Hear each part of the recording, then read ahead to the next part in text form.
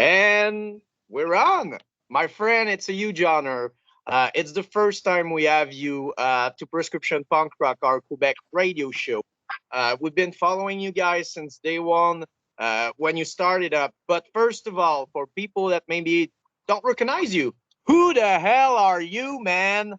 Yeah, man. Hey, thanks. I'm Brian. I sing for Deviates, and yeah, we love Quebec.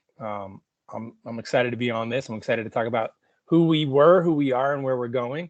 But yeah, Deviates is a band out of the South Bay of Los Angeles in Southern California.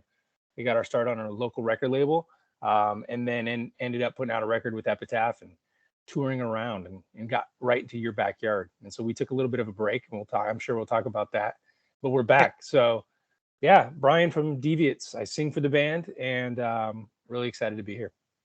It's cool because, like I said, you guys have such a great ride. And people are excited that you are back with brand new records and everything. But maybe for people that are not aware of the history of the band, how the Deviate started up, how you guys started up that beautiful project. Yeah. How we started? Well, I guess I can't separate who we are from where we're from. So right here in our backyard, bands like Black Flag, Descendants, Circle Jerks, Minutemen, Pennywise, all these bands came out of this neighborhood, came out of this community. And so um, the driving force behind those was there's a lot of reasons why those bands came about, why punk rock here was a little bit different than anywhere else. But as we were growing up, myself, my friends, the guys in the band, really that was the soundtrack to our lifestyle. And so at 16 years old, we loved music, and we said, hey, why don't we start playing some songs? We had really no plans to do anything other than literally standing in a garage. Like I had to be the singer because I didn't know how to play any instruments. I didn't want to be the singer. I'm like, I don't want to be the singer. The singer's like, that's that guy. I don't want to be that guy. And they're like, you have to. You don't know how to play. You don't have a guitar. It's like, I'll get a guitar. I just don't want to be the singer. But here we are. We started writing songs, recorded a demo tape, sold them out of our backpacks at high school and local record stores. 6 songs on a cassette. We ended up selling a couple thousand of them. And then a local record label, Theologian Records, which was based in Hermosa Beach, right here in the South Bay, actually put out Pennywise first music. Approached us and said, "Hey, we'd love to put out a record." So we started here. We're still here. We put out our first record on Theologian. The first record contract was actually on my 18th birthday. So we started really young. And when you're young, you're kind of naive. You don't know Yeah. how the scenes work, and you just rush yourself in doing something because you have an idea in your head, and it's Yeah. big. But to get there, there's a long road. But I think you achieved so much really quick. When the first record was released, people got really excited about it, and that was crazy. The '90s were the explosion of punk rock Yeah, worldwide, for sure. and every band around the scene, got stuck in that explosions. And then you realize 10 years later, the scene is pretty different and everything kind of, it's flat again. It's really tough. Labels drop bands, but you were in the beginning of that. But when the band, got, where the point reached the points where you're okay, we got the songs, and everything just fell kind of apart. Yeah. Yeah, it's I think everything's cyclical, right? There's cycles up and down, stylistically, and I think you've got to look at the audience and kind of what creates the audience, what's happening in culture that creates a scene or a need for this type of music. Um, yeah, we just started writing music. We didn't really have plans past tomorrow. We literally, I can't talk about where Deviates got without acknowledging the fact that not only did a lot of bands come out of here, but bands that are still here that were very active then and are active today. Pennywise specifically, Fletcher, who's the guitar player for Pennywise, took interest in the band and produced our first record.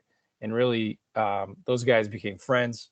They became, I guess, to use the word mentor. I would have never said that then, but we didn't. They had a song. They have a song, "Living for Today," and honestly, that's the way we were doing it. It's just making it up as we go. knowing what we're doing today, figure out what we're going to do tomorrow. And everything just kept happening. We didn't have this big vision of being, punk rock stars. It was like you said, there was an explosion and we got caught up in it. And I'm grateful for that. But we didn't get there on our own. It was the right time, the right place, and good friends who really kind of showed us the way. And it's crazy because now things are back. The scene is stronger than ever. The fans are back. There's a huge buzz around the punk rock scene. If you look in Quebec, it's so big right now. That's awesome.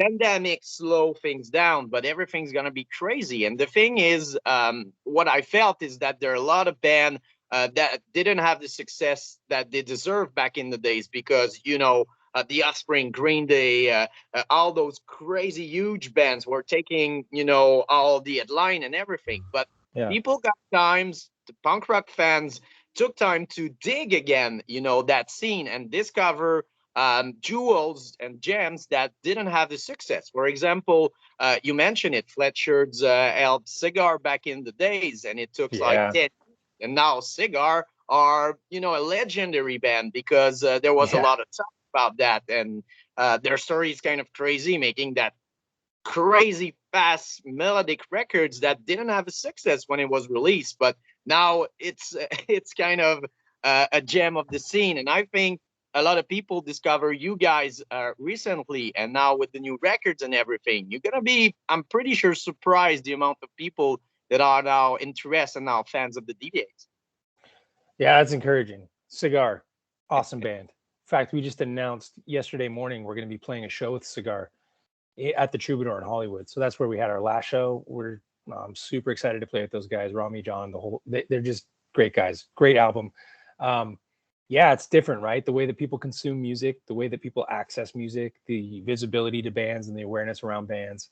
Um, yeah, I'm blown away the way that people engage today. I'm really excited about what lies ahead for us. We don't have again some big vision of what it's going to be. The great thing is like this band doesn't pay the bills, right? This isn't we're not bound to a paycheck. Like I got to write music that somebody likes so that I can eat tomorrow. Um, Honestly, when we started the band, there was purity and there was a freedom in it because we were kids and we didn't know what we were doing and it was just kind of like we're going to do this our way. And we're back there now. We're in the position with the opportunity to go out and do it our way without being beholden to any one person or any one thing. And I can't wait to get back up there. In all honesty, like hearing that the scene is big up there, we would leave today and come if you would have us. But we'll make our way there eventually. And I know the punk rock scene, it's never really died. It's just sometimes it goes a little bit underground. You said it, it's a cycle, and you're right, and we're at something that is a new beginning for the scene in a way. There's no money anymore. You mentioned it. Most of the band, even like you said, Pennywise, when I've got them Yeah. on entry, Fletcher will like, hey, you want to see my bank account? People think I'm rich. I'm not. Actually, he's got their bank account. Lot Yeah. of the amount, and you don't go do cocaine for a month when you got that less money, and you got the family and everything. Of course, you've got the house, the car, and everything, and it's cool, but it's not a healthy way to live your life. In a way, you need a job to support, the family and everything. So now, Especially a guy like Fletcher who literally burns money, literally throws cash into fires. So my cash at one point in hey time, Rick, you but want to go drink? I pay. No, no, yeah, no, I can't pay. No, I fucking pay. yeah, And yeah. then like You gotta love 200 the guy. He's a later, you're. 100% Fletcher all the time. So But yeah, so now there's no money involved in the scene anymore. It's not back in the days. They ain't gonna be next Offspring, Green Day, or Blink or whatever. The band are do it because it's a passion thing. It's in that's your right. blood. You love doing it. So it killed the dark side, I think, of the scene, because where there's money, they're big label. When there's big label, there are people that they expect something for you. You got that pressions, and it Yeah. kind of I think it's a lot. And when you guys were kid, it was a lot on your shoulders when you don't know how to deal with it. Like, oh, Yeah, you gave me like $10,000. Let's go screw it up. You don't know. Now we got the family, and I think that it was a purge, and now we just I'd got the agree. beauty. Yeah, I think purge is a good word for it. Hey, when we walked away from this, we knew that I knew we'd be back. I just didn't know when. I didn't know it would take this long, but here we are. And the thing that attracted us to this music was the authenticity of it.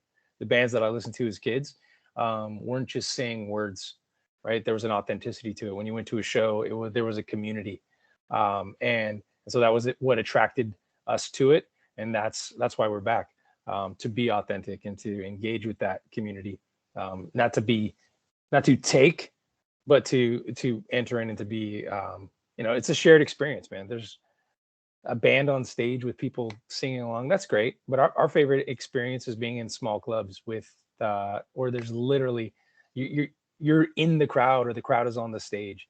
um, is that going to pay the bills? No, but if I was doing this to pay the bills, we're doing it for the wrong reason. So we're back. I can't wait to get to a small club up there.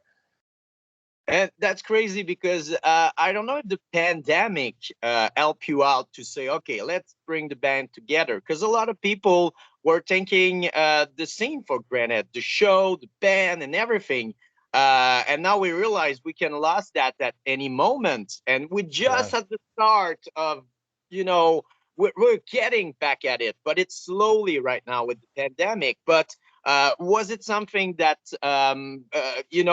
change your decisions of getting out of hiatus?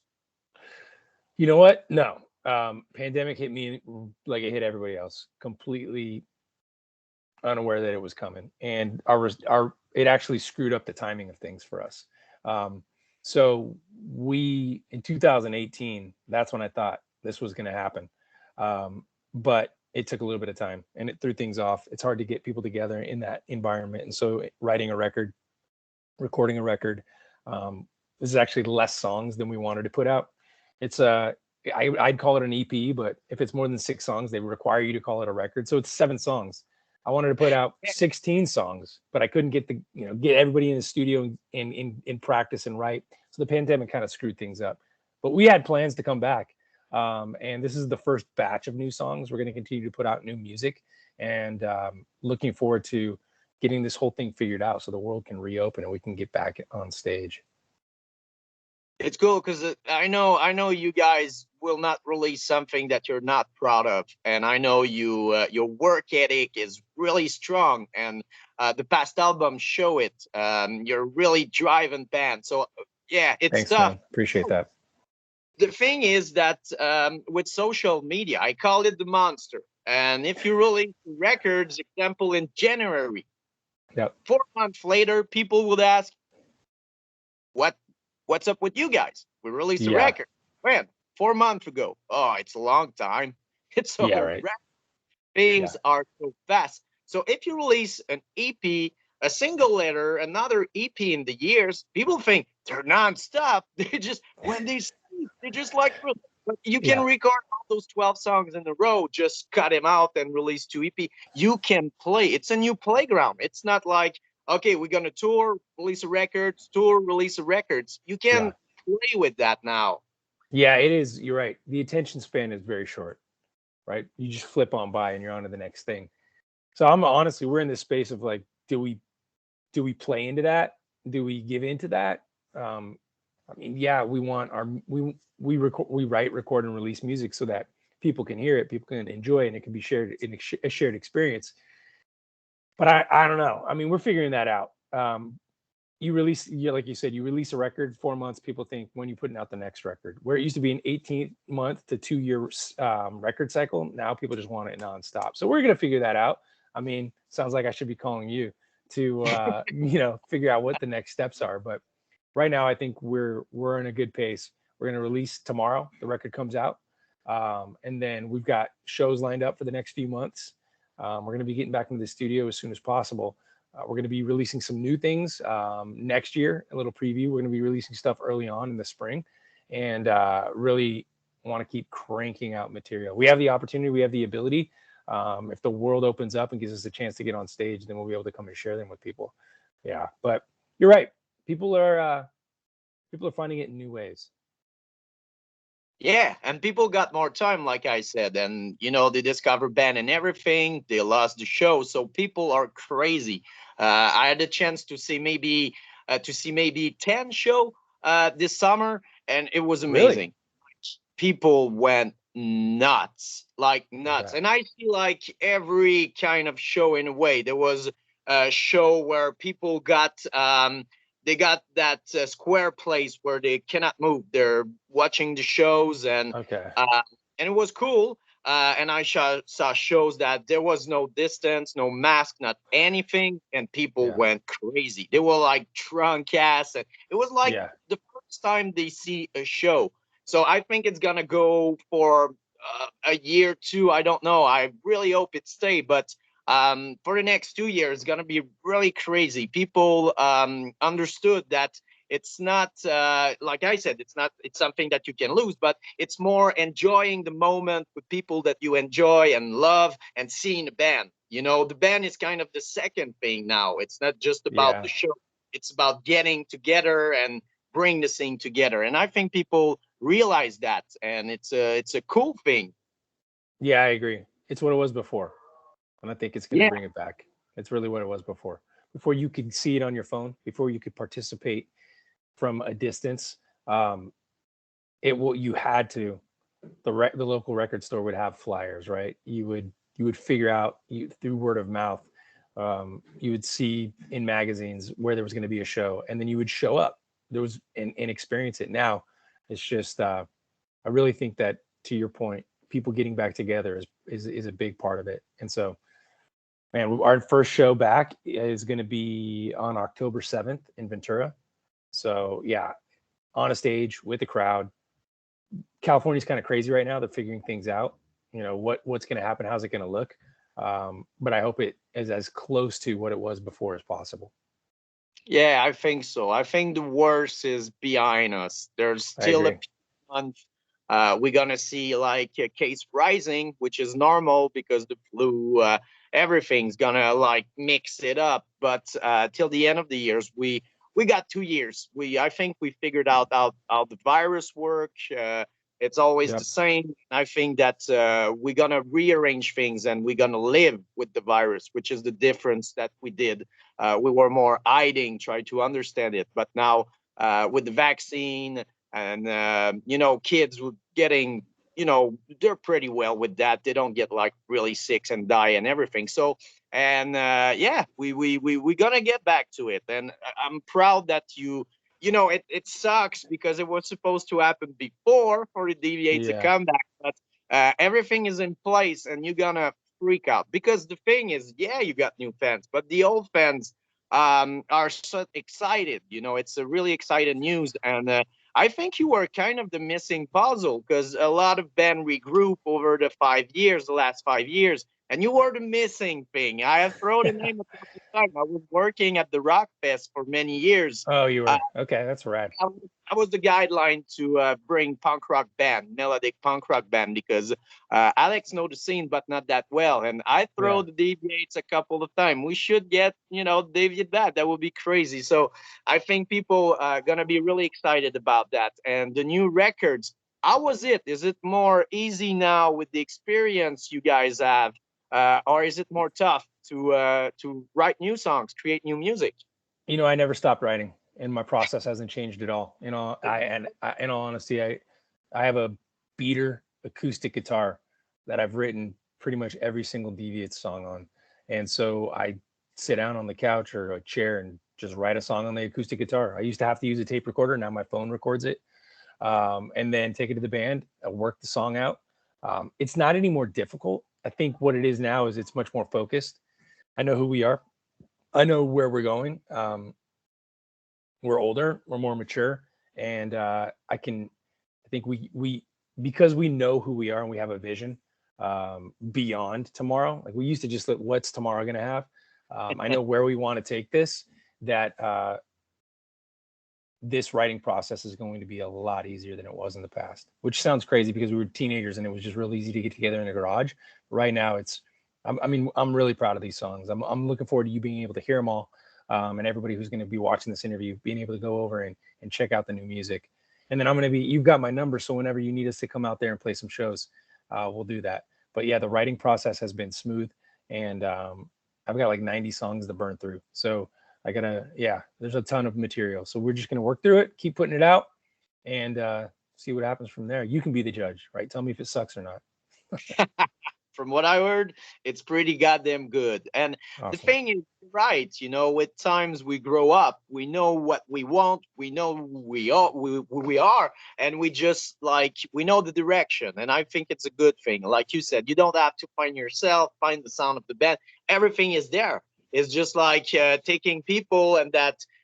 You have that chemistry, which is really strong, and just have fun. And I Yeah, think that from what I heard, the little part I heard was you guys were having a hell of fun doing it, back at it. yeah. I'm glad that's captured. You said chemistry and fun. Honestly, this is the best situation I've ever been in. We're having a ton of fun writing, a ton of fun writing these songs and putting them out.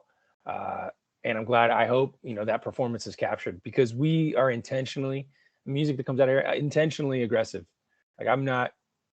We don't want to play soft music, right? We want this music to grab you, and we want this music to be. Yeah, I want you to feel it, and so I think we were able to do that on this. Cameron Webb is who we worked with in the studio. He's a great engineer, a great producer, now to us, a great friend. And so he really helped us come out of just having songs to being able to capture the sound and the performance. You were involved in a lot in the scene in California, which Yeah. was another place where punk rock explodes. There was San Francisco, New York, California. But when punk rock explodes, it seems that for a while there's not much left after the money and after a lot of band, quit and everything. How's the scene in California? You took a step ahead of the scene, but how's the scene right now? How you find it? It's different. It's different. I think, you've got people that categorize this as like 90s punk. It's 2021 and we're putting out a record tomorrow. So I mean, maybe we're 90s punk when we put out music in the 90s, but you know, um, there's a different sound. I think, which I like. I'm not one that gravitates towards definition. Like this is punk, this is not, this is a scene or the scene, all those types of things. I listen to all kinds of music, and I think that the scene that the punk scene here in the South Bay or in Southern California, there's some roots to it where people want to hear what they've heard before, but there's always been a receptivity to something different and something new.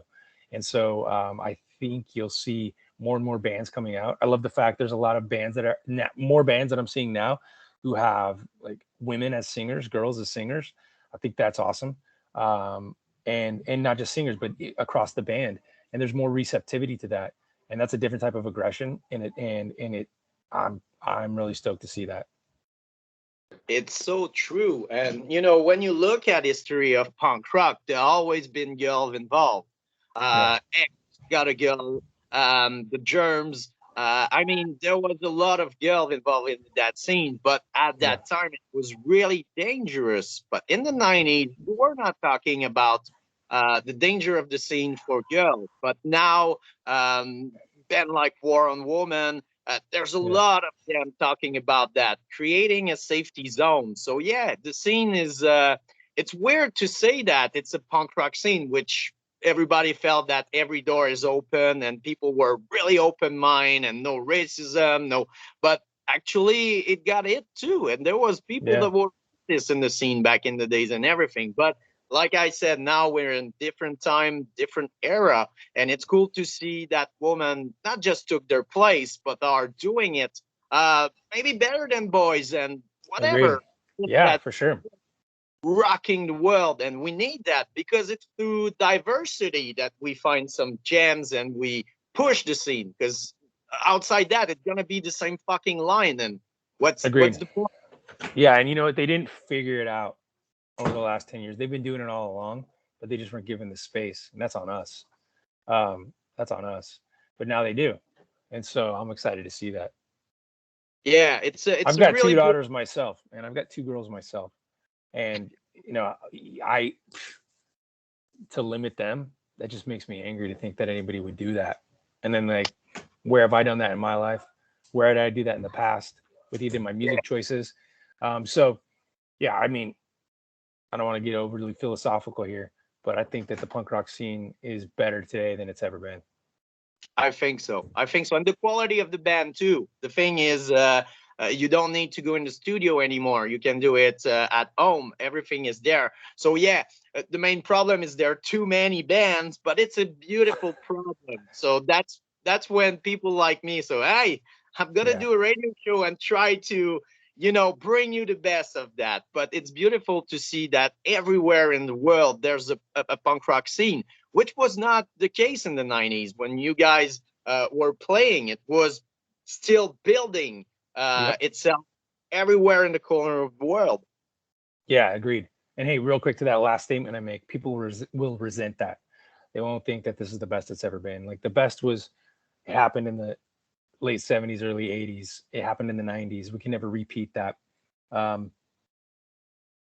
you want to live like that, live like that. You want to live in yesterday, fine, live in yesterday. But for us, like the reason why we're back is who we are, who we were. We're going to pay homage to that, but it's something new.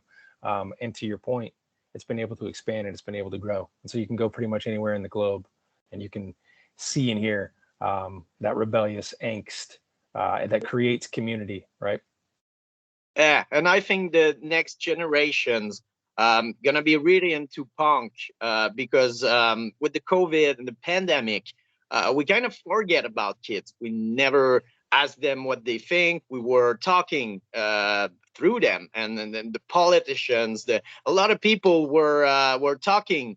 And kids didn't have the tribune to express themselves. So I think they're gonna do that, and I'm pretty sure a lot are pissed off because they were a year and a half at home here in Quebec. School were closed and everything. They didn't see their friends, and yeah, I think that they're I'm probably very gonna get some pretty awesome music coming out of this, right?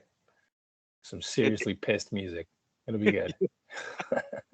sad because I wish those things don't happen. But you're right. It's the same with government. When Yeah.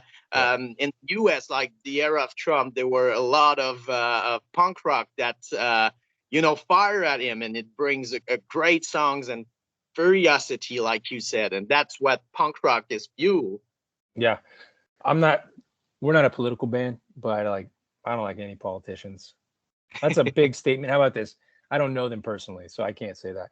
I don't think there's one side that's better than the other.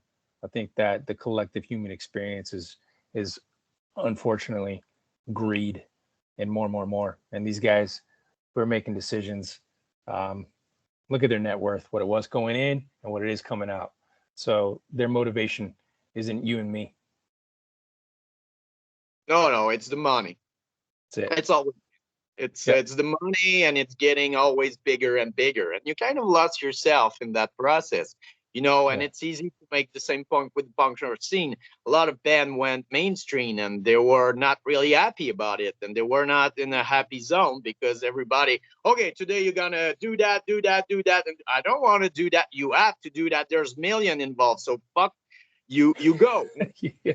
stuck in that, you're not proud. And a lot of bands, took their career and just left, those big corporate media and record label, and getting back to being able to, secure their music. And, like you did, it's your music. Nobody can say, hey, you owe me that, Brian. So Yeah. no, Yeah. fuck, it's my music. I keep it. I didn't make a lot of money from it, but it's mine.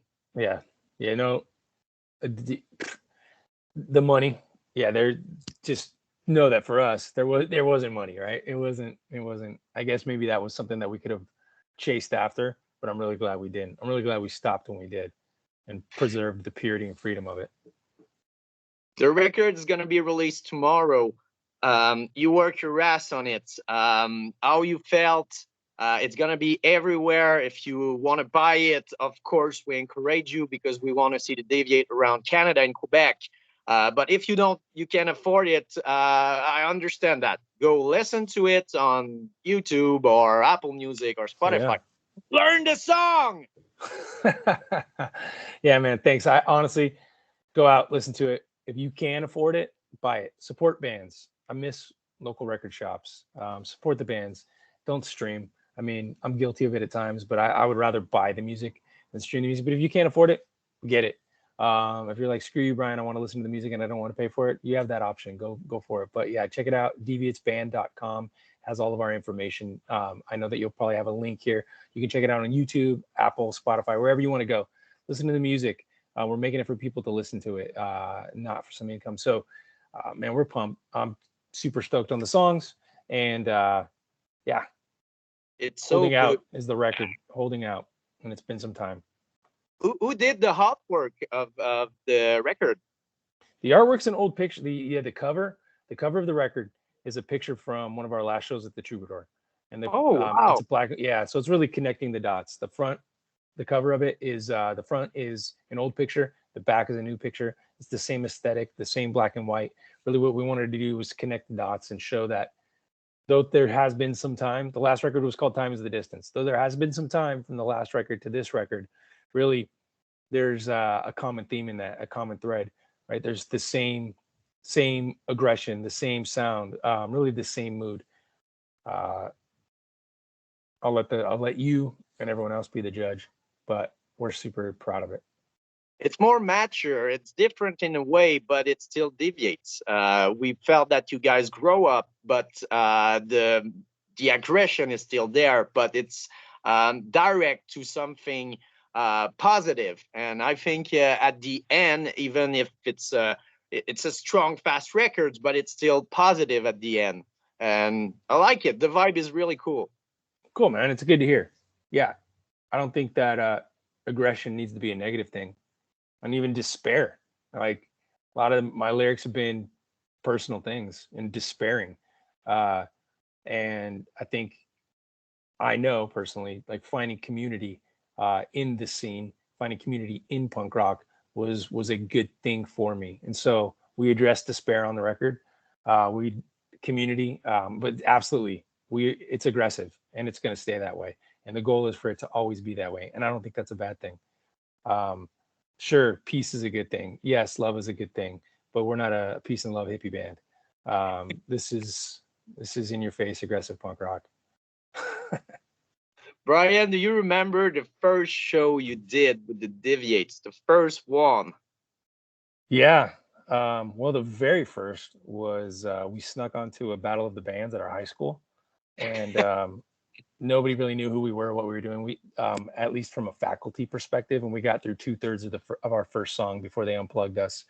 The the gym had exploded into uh, like I know there was like 2 kids that were expelled. There was like 8 other kids that got suspended. So yeah, it was great. It was a great first show. So it kind of put us, yeah, it kind of put us on the we knew that's who we were and that's what we were going to be, but that was the first time we ever played in front of people.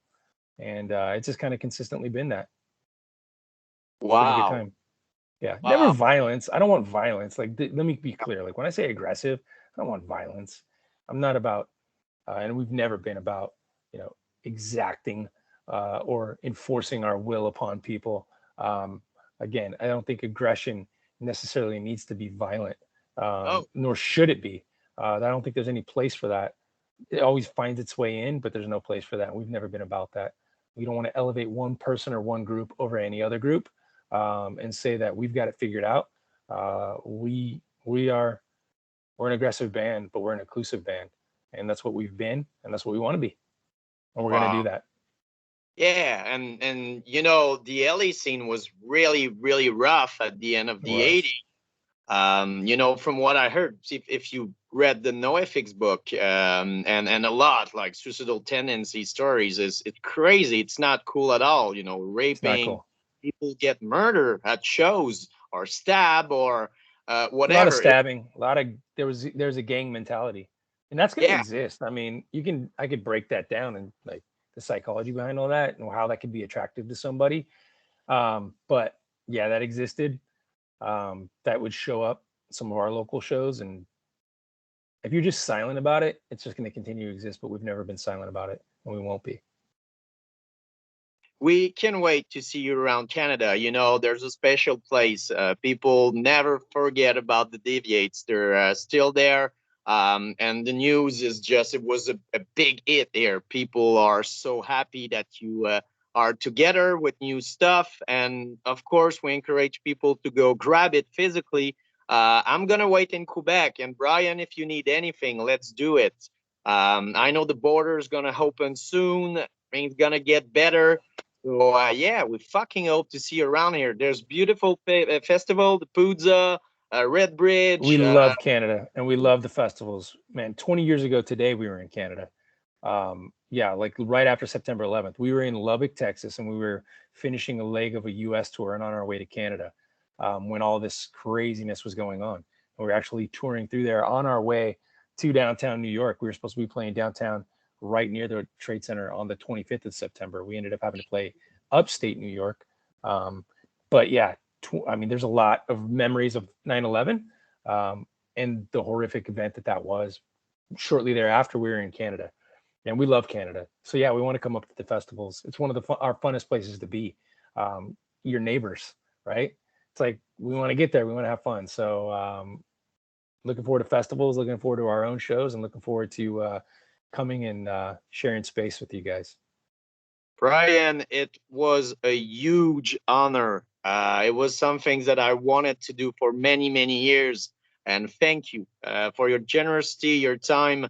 And you're not, they didn't warn you, you're stuck in a false contract that doesn't exist.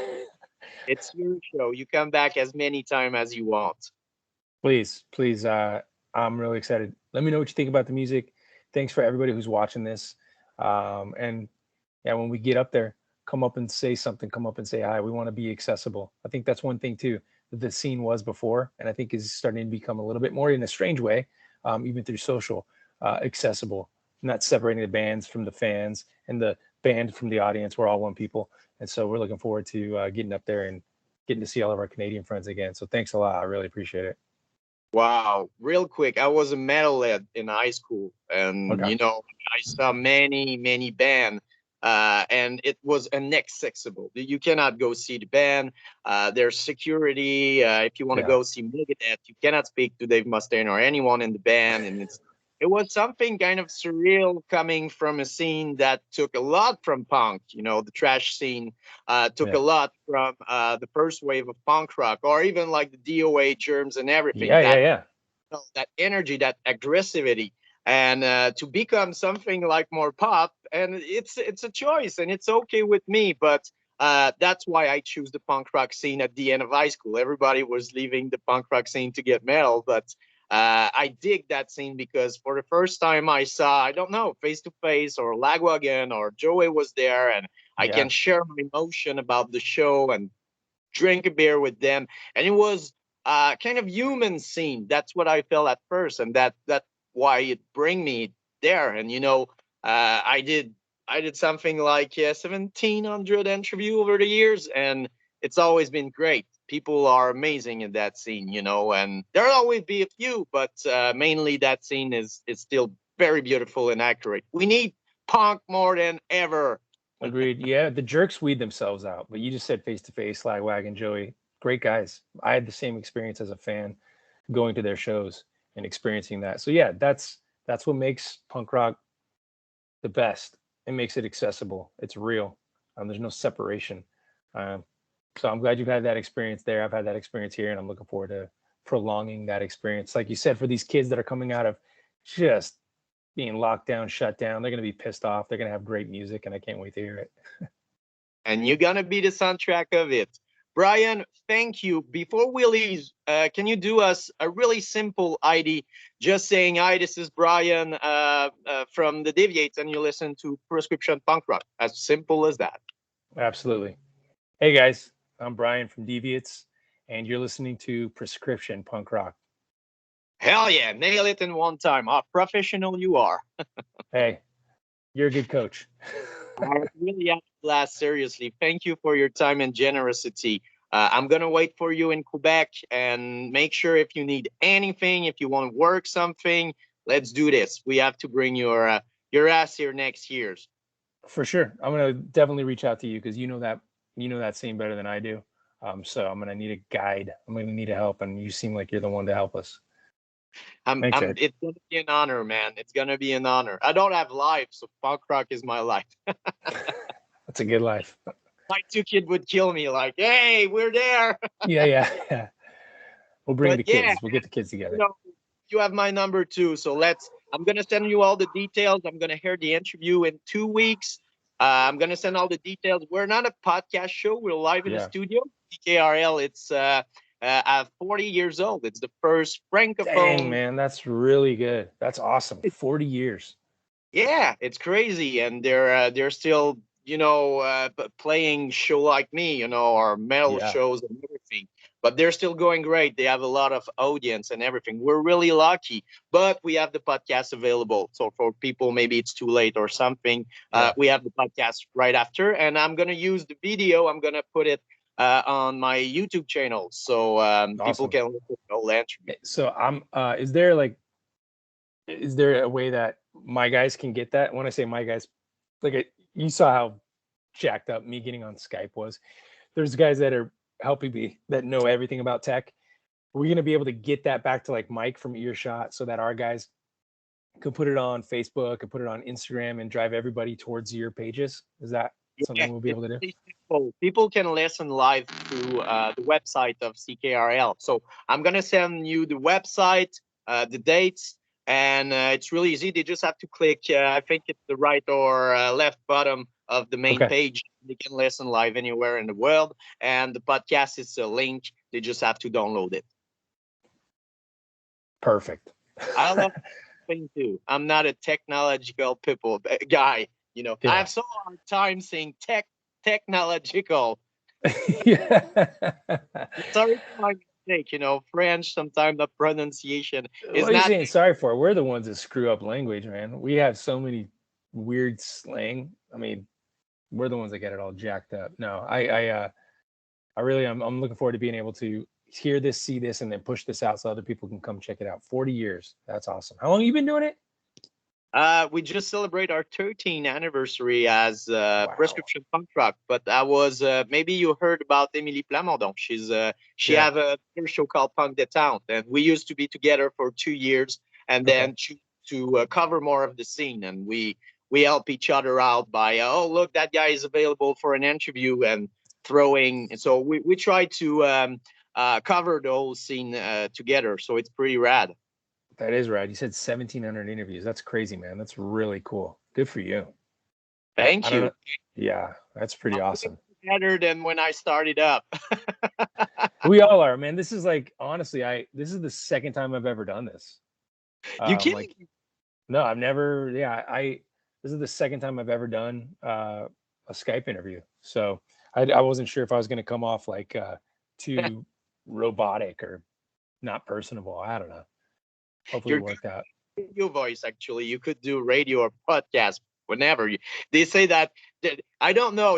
People say you have the voice. I'm like, my voice. What? But yeah, I get it. You have a clean voice. You express very well yourself. So yeah, if one day you're looking to One do day, yeah, I'll come and let's do. Yeah, we'll do a show together. That'd be that will be. awesome. That'd be And really if cool. you want, I throw the ID, but in a couple of months, you want to do your playlist, that will be cool too. Like you choose a Yeah. playlist, like 10, 12 songs, and we do the same. We just go song by song, and you talk about the band, anecdote if you play with them or anything. That would be Okay. Yeah, cool. that'd be rad. Yeah, that'd be rad. I wouldn't necessarily want to do any Deviates songs. I would just want to pick other bands if that's cool with you. Yeah, yeah, and it's really interesting because you know a lot of those guys, so Yeah. it brings something, and people like it. Yeah, no, that'd be cool. Let's talk about that. Let's figure that one out. Brian, thank you. We're gonna keep each other in touch, and I For sure. had a fucking blast. So did I, man. Thanks a lot, Eric. I'll talk to you later. Cheers. Cheers. Bye bye, bro.